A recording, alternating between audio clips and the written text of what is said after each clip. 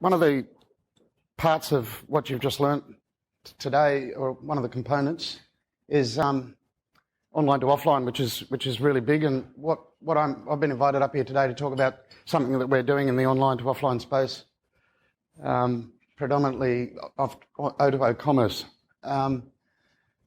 We built this platform. It's an Australian startup, tech startup, and what the platform basically does is we drive footfall and revenue in store from online shoppers. So we're actually disrupting e-commerce, if you like, with traditional retail. A little bit about us. I've been in ICT, in information technology, for quite a while. I started when I left school in '84 and went through the whole internet mobile revolution, been building platforms for a lot of big brands around the world. One of my co-founders, Lucas, who's here today, we met each other working for Digitas LBI, which is the world's largest digital agency. It's about 7,000 people. And over the past couple of years working with Lucas on some of these big projects, we've been re-platforming e-commerce platforms for some of the world's biggest brands. And Lucas is a digital marketer, so I actually was telling him, I said, look, these people are spending a lot of money re-platforming themselves in e-commerce, but a lot of people aren't actually buying online. And his job was to actually convert people using digital marketing to these sites where they're supposed to buy online. So we got together and looked at the problems behind e-commerce and why people aren't buying online. Some of the research we did, these are the global stats on the percentage of e-commerce for retail sales. In the past 5 years, from 2010 to 2015, it's only grown 2.8%. And I remember back in 2010, Jerry Harvey was quoted as saying at that time the percentage was 4.4% of retail sales. And he said, why would I worry about e-commerce if it's only at 4.4%? And everyone, including myself, thought the guy's mad. E-commerce is going to boom, take over the world. Well, it obviously hasn't. That 2.8% growth globally in Australia is 2.4%. And it's sitting at about 6.7% currently at the moment. So what's everyone doing? The problem we found is cart abandonment, or shopping cart abandonment rates on most sites is quite high. As you can see, it's a big problem. It's growing, and in some of the retailers in the apparel space in Australia that we're talking to, it's actually in the 80 percentile. So a lot of people are actually shopping online but not actually purchasing. They're leaving things in the cart. So ROPO is a term, research online, purchase offline, is a big thing that's happening globally, especially in Australia. 88% of consumers are doing this on any device at the moment, on any screen. When people are in store, 40% is being digitally influenced when they're in the store. If you break that down into different categories, as you can see, the online or fixed digital is in the green, and then mobile's growing rapidly in this space. I probably don't need to tell everyone how big mobile is, but it's just incredible the reach that mobile has now, especially everyone is walking around with smartphones in their pocket. This is the top 10 smartphone penetrations in the world. You'll see that Asia is quite big and it's growing rapidly. We built a mobile platform for MasterCard a few years ago, and in the Middle East, or the UAE, that's gone from 64% to 91% in just a couple of years. And as you can see, that Asia, a lot of the Asian markets and the top markets aren't exactly in the USA or the UK, but Australia is included as one of the highest penetrations of smartphone users. 84% of these people are using their smartphones while they're in the store. You can see that, especially in appliances, it's massive. People are actually, as I think Sean noted out, that showrooming is a big thing. 96% of people showrooming. There's also the reverse showrooming effect, where people are not in the store but they're researching, as we were talking about before.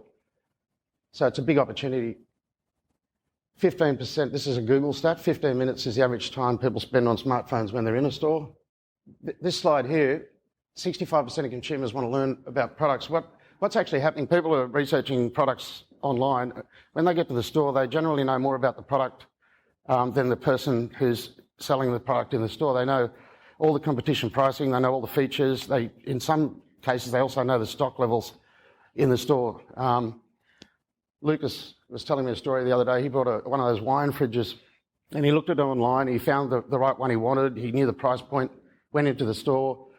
It wasn't on the floor. It wasn't on display. He asked the guy, he said, I'm looking for this fridge. And he said, we don't have any in stock. He knew that they had them in stock, and he said, can you go and look out the back? He came back, said, yeah, we've got 3 in stock. They're out the back. So consumers are actually knowing a little bit more about what's going in store, which is a scary thought. This is Paul Covey from John Lewis. John Lewis is a pretty forward-thinking retailer. All this stuff I was talking about with consumers knowing everything, having a smartphone in their hands, having all this knowledge, these guys are fully aware of that. And not only that, they just say that they need to confront digital disruption in a big way. Online to offline, this is a term that you probably haven't heard of much at the moment, but you will in the next couple of years. It's a huge phenomenon. It's really big in Asia. And I think the main reason that O2O has become such a big thing is because people are researching online, and because of smartphones, they can convert in-store. These 4 companies, as Sean mentioned before, they're all in the O2O space where the interest is generated online, but the actual experience and the purchase happens offline. These 4 companies combined are worth over $240 billion currently, and they basically went around a few years ago. Online to offline, this is what we call the commerce grey area. Everyone's spending money online. They're spending money on search, PPC, display, their e-commerce site, CMS. They're spending all this money to convert people to their site, and they're not actually buying there.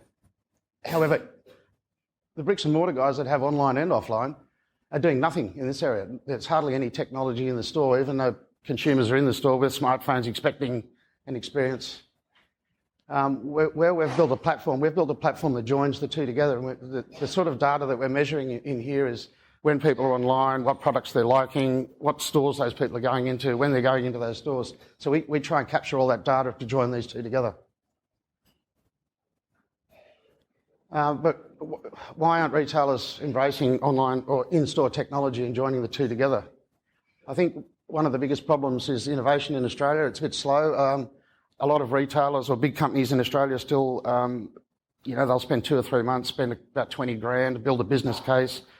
They've got roadmaps on their information technology systems. They're re-platforming, re-investing in e-commerce and a lot of areas in the back end, stock control, inventory, a lot of those systems. And it's just although the roadmaps are long and slow and expensive and there's a lot of capex involved, I think that there's an opportunity being missed outside of that with some of this new technology. A lot of this new technology is in the cloud. It's a service. You just rent it. There's no capex. There's nothing to buy. You turn it on, turn it off again. I think the big advantage for retailers is to embrace this technology, use it in different ways. Talking earlier on about cart abandonment, the value of shopping cart abandonment globally is over $4 trillion. It's a huge opportunity. This is merchandise that people have liked and for some reason have left it in the cart. In Australia, that figure is about $50 billion. So it's a lot of money just sitting there and no one's really going after it. There is technology, however, that can go after this online to offline merchandise. But I'll talk a little bit about that. Beacons, you've probably all heard about beacons now. Beacons are amazing. These things, they're not intrusive. All they are is like a lighthouse. It just sends a ping out. And if there's an app out there or something that will recognise that beacon, then it can engage and you can start delivering content and doing all sorts of things, including payments. This is one of the beacons we use. It's called Blue Cats. It's shaped like a little cat with ears. These have 2 AA batteries in them. Probably last about 2 years. And you can put them anywhere. We can monitor these remotely. We can see how much battery power they've got left. Through a web interface, we can decide whether the range is going to be this far, or out to 70 metres, or anywhere in between. So our platform uses beacons. We manage the beacons ourselves. We just deploy them into all retail outlets. The retailers don't have to manage that at all. And these things can talk to apps. A lot of retailers don't have apps. I know that you've seen a few examples there of apps, but they're specifically use case for different things in the shopping experience. Most retailers that we've found, especially in the apparel space, have responsive websites, which is great. But you can't do interactive push notifications, you can't engage with beacons or anything without a native app. So I think there's a big opportunity missed there. I just want to talk about the rise of the connected store. By having beacons and things like that in the store, it enables what's called the connected store, and there's a lot of stuff we can do in the connected store with things like beacons. If you look back in the PC and the internet area, back in the 90s into the early 2000s, everyone had desktops and tower computers with big monitors. That's where everyone was on the internet, and that was probably the rise of e-commerce. You could sit at home, browse things, and presumably buy them online. But today, that computing power is in people's hands. It's in their pocket, and everyone's got one, and they're in your store wanting an experience with the phone, but there isn't one. So that's probably why they're on the phones looking at competitive products from other people and going to those stores as well and maybe making the purchase. To be able to browse shopping online is great because with one tap, one click, you can go from one shop to another shop. It's really fast. So you need to be able to capture what those people are doing at the right moment.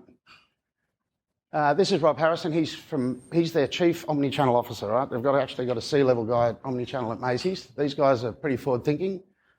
I think the interesting thing about Robert, a few years ago, he was president of stores. He actually ran the bricks and mortar stuff.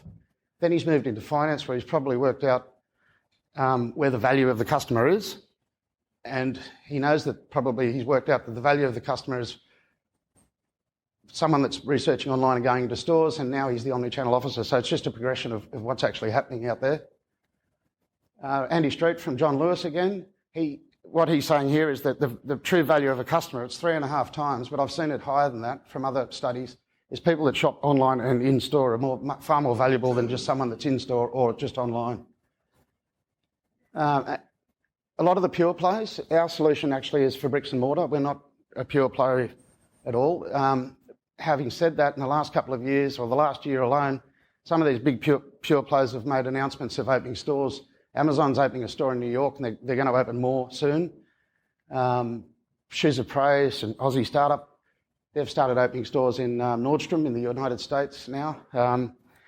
Basically, pure players, it's pretty much a race to the bottom. They've got free shipping, free returns. I know some of the pure plays here in Australia have got 35% return rates.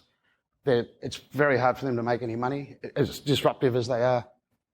Shopping malls in the future, that's just a shot of a future shopping mall. I think that a lot of the smaller stores out in the neighbourhoods and the streets, I think, are going to struggle. I think that my prediction, and obviously Westfield AMP are spending billions of dollars turning these malls into like Disneyland. So you go there take your family there on a Sunday, there's something for the kids. Some of the malls around the world have ice skating rinks, cinemas, restaurants. It's becoming a whole experience, and I think that that's the future of shopping. I think there'll be these massive malls, and it'll be a really good experience to go shopping. People will still shop online, but I think the purchase and the experience, everything will be still in store. Obviously, 93% of people are still buying in store anyway. Westfield, AMP, a lot of these guys are rolling out digital signage. You've probably noticed them in these shopping malls now. A lot of these actually have beacons in them. There's 3,500 of our beacons being deployed in AdShell, digital billboards at the moment. So you'll start, not only will the store engage with your phone, but your whole journey around the malls and everything will as well. So basically, 21st century consumer, omnichannel is simply an aspect of resale. Omnichannel is retail. This is an article just a few weeks ago Paul Zahara wrote, ex-CEO of David Jones. He said the future is an app that recognises when you enter a store, delivers customised information, basically from a predetermined shopping list. And when we read that, we thought, God, that's amazing, because we've just built that platform. So I'll just play a short video on what our platform actually does, so you get a good understanding of what it does. These days, shopping online is easy, but there's always those niggling questions. Will the colour be the same as in the picture? What if it doesn't fit right? And what if I need to send it back? Your call is very important to us. Please hold. Meet RainCheck, a revolutionary app designed to maximise your shopping experience. When you're browsing online and find items you love, select the RainCheck button and we'll save them to your virtual wish list. When you enter a store, RainCheck will notify you of your wishlist items along with special offers, so you can try before buying. Just tap your phone to buy, and RainCheck will automatically apply any claimed offers. It's easy to share and comment on saved items and wish lists with friends and family within the app. RainCheck is working with the world's leading retailers to combine the best of both online and in-store shopping. RainCheck, making wish lists come true. I think it's important to note that the reason we actually built a platform that does this, the reason we actually built an app on the front end was mainly because retailers don't have an app, so we've actually built one that they can use. If you want to have a demo, you can come over here after this, and we can show you the whole process of how you can click something online and watch it arrive in the app. If there's any questions, I'd be happy to answer them as well, either now or afterwards, so feel free to come up.